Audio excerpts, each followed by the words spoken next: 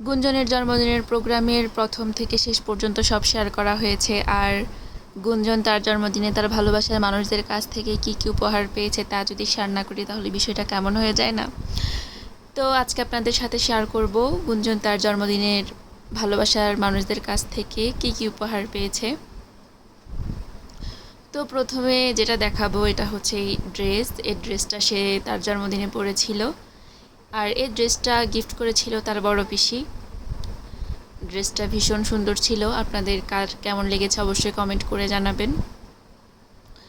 এরপরে যে ড্রেসটা দেখাবো এটা হচ্ছে একটা স্কার্ট, আর এই স্কার্টটা দিয়েছে তার ছোট পিসি।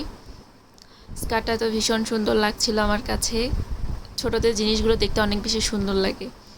তো তার ছোট পিসির কাছ থেকে সে প্রতি মাসেই কিন্তু গিফট পায়, তার কোনো গিফটের অভাব হয় না, সে কয়দিন পর পর জামা পাবে, জুতা পাবে।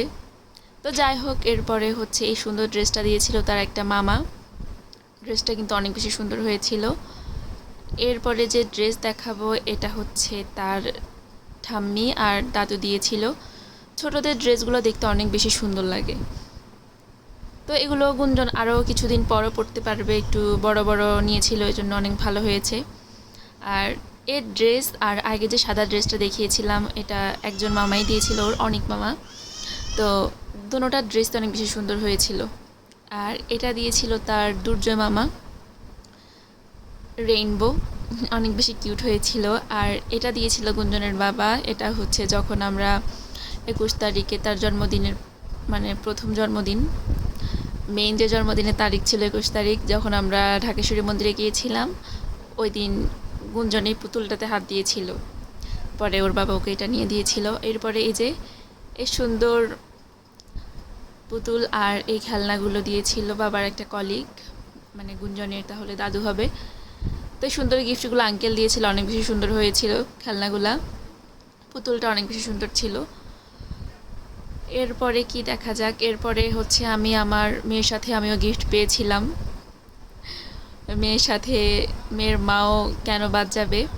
তো এই সুন্দর দুটো ড্রেস দিয়েছিল, একটা হচ্ছে গুঞ্জনের পিপি দিয়েছিল কিছুদিন আগে, আর আরেকটা ড্রেস হচ্ছে একটা আন্টি দিয়েছিল।